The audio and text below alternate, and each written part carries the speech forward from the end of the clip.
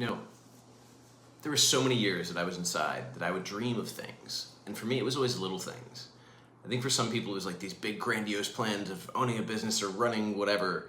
And for me, it was the little things. It was being able to have breakfast, like bacon and eggs and toast and coffee, being able to be touched by a woman, being able to walk in nature, or as hippie as it sounds, like take my shoes off and walk on the grass. And I did that some in there, but I don't know what it was about prison, like dirt and grass, but it just never grew right. Like at least the places I was at, it was always like patchy and it was like the worst kind of grass. And I know they didn't pay for seed, but it blew my mind that it could be like, you can go out random places in the world and the grass is like luxurious and full, and in prison, even the grass is afraid to like really grow. Or I remember all the places we had were somewhat near water, like there were bodies of water or reservation ponds or whatever. We never had mosquitoes. It was like even the mosquitoes knew to stay away from prison. There was some kind of curse on it that kept even the insects away or the other things away. The other thing I realized is how easy it is to lose that gratitude.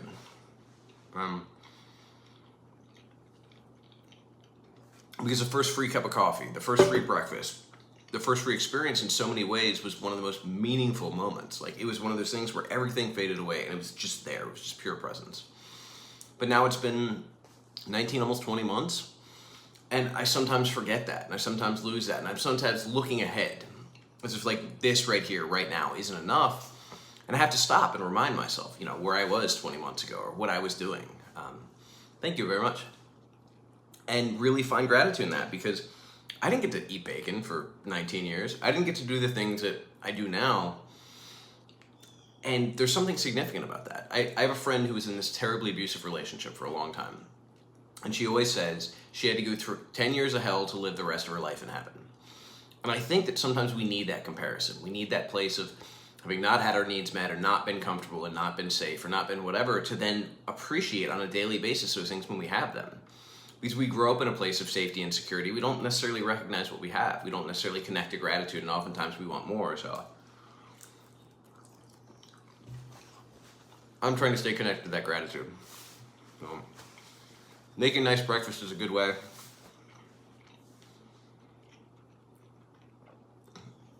I feel bad because there are a few things I do pretty much religiously. One of them is go to the 6 a.m. jiu-jitsu class on Tuesdays and Thursdays.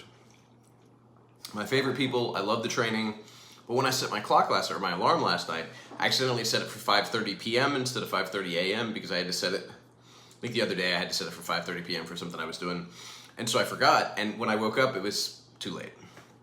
And I have to say, on the one hand, it feels terrible to miss that because I love the people and I love the experience and I love starting off the day with something really difficult. Because then no matter what happens, I've already accomplished something hard that day. Like whatever else is going on, it feels easy, it feels comfortable. But I also, kind of like the fact that I got to sleep in and rest. Because I went to see a friend last night and then came back and I don't really know what it was. It was almost like I was like in my head or in my feelings. I had a really good therapy appointment yesterday. We talked about a lot of things, and I'm trying to find the places in which I'm resistant to just being okay or being good. I'm in Charlottesville, Virginia, and happy lunch to you.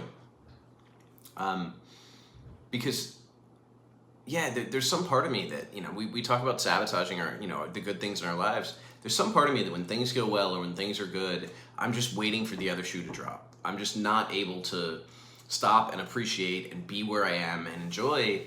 And sometimes I am. And that's really kind of my goal. I actually had a life coach reach out to me, which I was super dubious of. It just, I'm in therapy, but I was like, hey, I don't really need a life coach. But I've done a couple sessions. They offered me a couple free sessions. And I have to say, it's been really profound. That's where I got the question where I was supposed to go to people that I trust and admire and ask them, when I walk in a room, what comes with me and what qualities do I carry? And their answers moved me. Like at one point I was actually crying listening to that because I recognized that other people see in me things that I don't see in myself. And that there were times in my life that if I had asked that question, I really wouldn't have liked the answer. But the fact that I like the answer so much, or that I feel so validated and so seen by that, or even so encouraged by what they see that I don't, I felt good about the life that I've been living and the decisions I've been making and the things I've been doing on a daily basis, because it's not the big things. It's not just the, getting out of prison or just doing this it's the daily things. Like, what do we do on a daily basis to nurture the person we want to be? Or what do we do to feed the person that we don't want to be, but we're becoming? I remember that was me when I was younger. when I found cocaine and just plummeted off that hill, I was feeding on a daily basis all the worst parts of myself, all the parts of myself that couldn't connect with others or be loving or kind or show up or be generous. I was feeding all the selfish, small-minded parts, and I don't want to do that anymore. Well, I feel like bread is a much better alternative in the morning.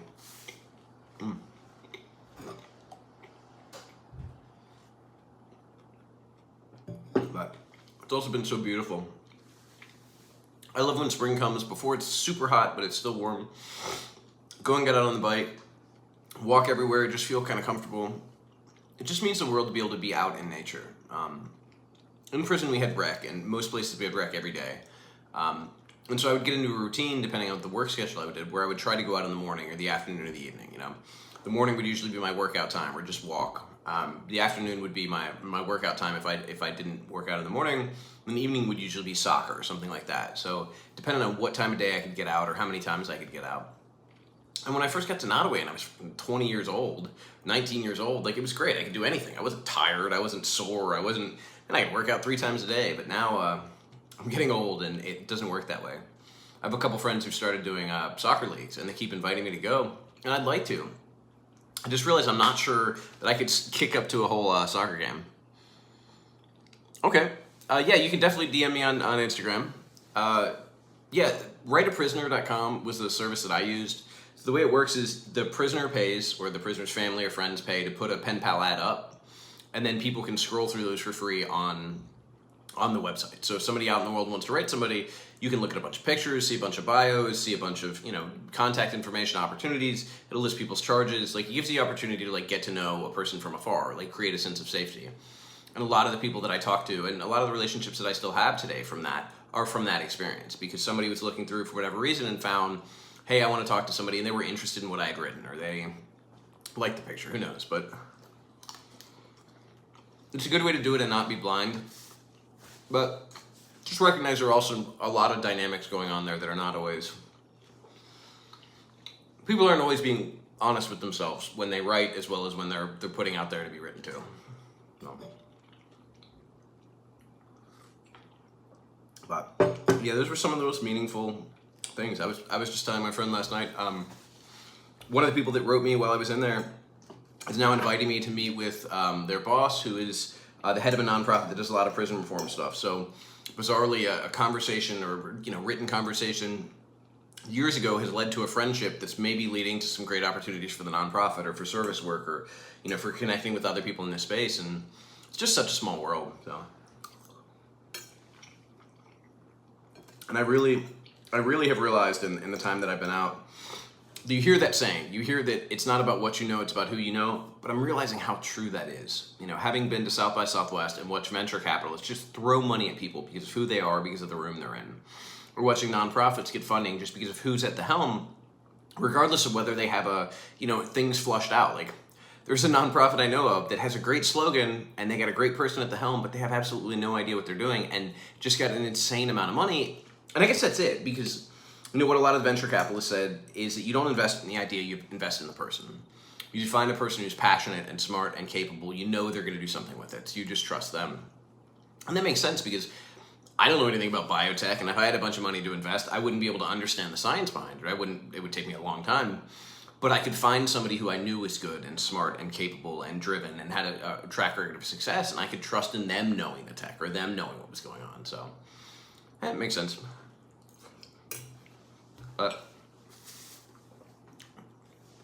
Enjoy your lunch. Appliances. That sounds like fun. Yeah, I think about that, though. I mean, prison creates a skill, at least for most people that I know, of being able to see people as they are, or kind of see through facades, or really kind of judge somebody. Not judge. I mean, I guess judge is the word. In a way that a lot of people out here don't. And it's to the point where I have a friend who will rely on me, which always makes me feel good. Who will say, hey, give me your take on these people. And I'll just give them my first impression, which is like, oh, this or that. And they actually use my impression to make, business decisions.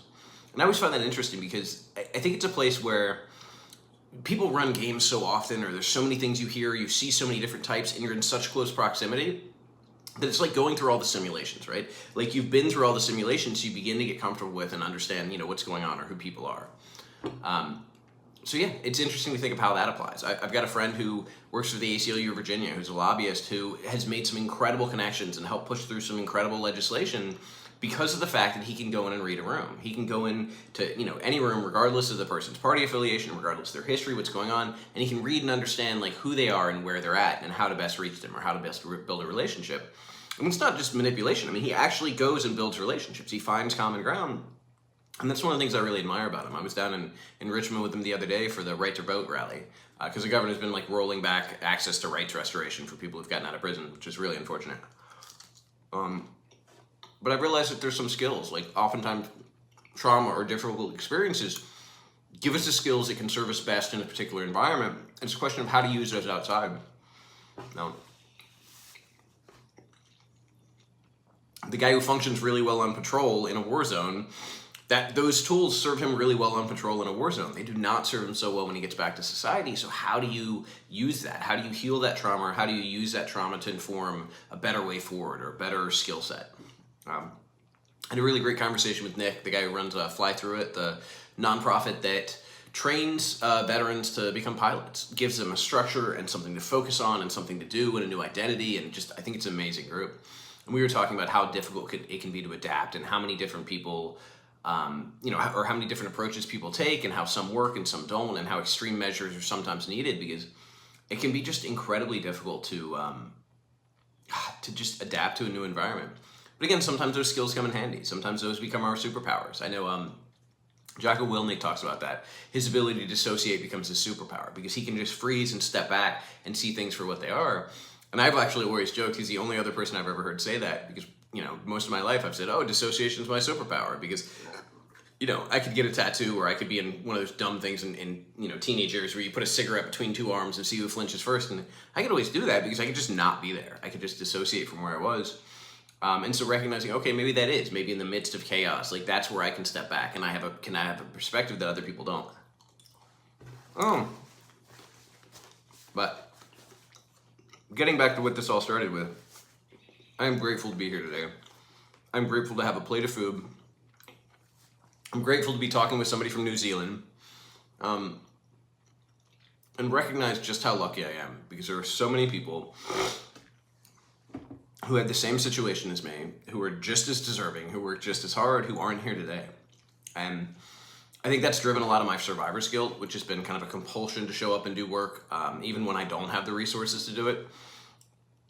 But it's also informed my gratitude, and I'm trying to find a balance between that so I can be in a position to continue to advocate for those people who need it, but not exhaust myself or destroy myself in the process. Yeah, dissociation is, that's such a tough thing. It really does. It'll help us survive abuse. If you've ever read Radical Acceptance by Tara Brach, which is one of my favorite books, she talks in there about a story about treating a woman who was trying to remember and understand why she couldn't feel or why she couldn't connect, and having this memory that as a little kid, this fairy came to her and told her that she could make the pain go away, but she'd have to lock it deep inside, and that's something I related to. I remember reading that passage the first time and just like crying and not understanding why. But recognizing that oftentimes it's like the famous book says, the body keeps the score. We don't process, we don't experience, we don't feel that, but it's in the body. Like, it is trapped in the body. The whole idea of somatic healing is getting into the depth of that bodily pain, of that bodily trauma, and allowing it to be released. And that's why some of the things I've experienced in therapy, successful therapy, have not been what I expected. It hasn't been sitting on a couch and talking about my feelings. It's been things triggering and feeling myself physically shake and sob and cry, and not proportional to what's going on, like not understanding what is going on. But as people have helped me see, it's this release of that trauma. It's that release of the pain we've been carrying for years and decades and not known how to process. And that's the thing about healing. It can be really scary. Like, it is a total feeling of a lack of control. It's a total feeling that we don't understand what's happening. I did my first IFS therapy session maybe 7 months ago, but it started with a conversation where I noticed myself completely go out of control because someone was pointing at things that I didn't see, things that I didn't know or I didn't yet feel comfortable looking at.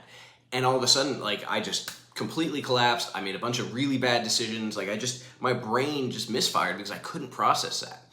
And over the last months, it's been a matter of feeling like, man, am I losing my mind? Like, what am I doing? Because the comfortable known, the things that I had, the identity that I had, slowly was going away. And I was realizing that I'm not the person that I thought that I was, and I'm actually much more complex, and I have, a lot more pain, but at the same time, a much greater capacity for joy and capacity for kindness and capacity for connection, but that it requires feeling that pain to be able to access that. I remember reading an interview with a woman that I thought was so powerful. She was like the happiest woman on this island. Everybody admired her. And they said, how do you stay so happy? And she said, I cry regularly, and I cry basically loudly because I need to clear out space for all the joy. I need to clear out space for all the goodness. And that's really stuck with me, because I think that crying, and not just the tears coming out of our eyes, but the physical process and the physical shaking of sobbing really is a way that we clear out the trauma. We clear out whatever we've picked up over the last days or weeks or years or decades and allow room for new things in our life. And I always notice it when I have one of those like really big therapy sessions, right? I had a experience a few weeks ago that was just profound, and it was, surrounded by my grandfather dying and just grieving and grieving and grieving. I felt so much peace and joy, like in the days after. I felt so much space for happiness and goodness in my life. And I think that's what it takes. So I definitely didn't feel as comfortable doing that in prison. It took me a long time to get to the point where I could cry. And it took seeing people who I admired, who were, had more experience or had more like prison cred or whatever, seeing them cry and be unabashed about it and recognize the strength in that it really inspired me to be comfortable doing so. So that's what I've done, and that's what I'll keep doing. So I'm going to finish my breakfast, because I got to admit, it's kind of hard to eat and talk at the same time. So hope you all have a wonderful morning, and I will see you soon.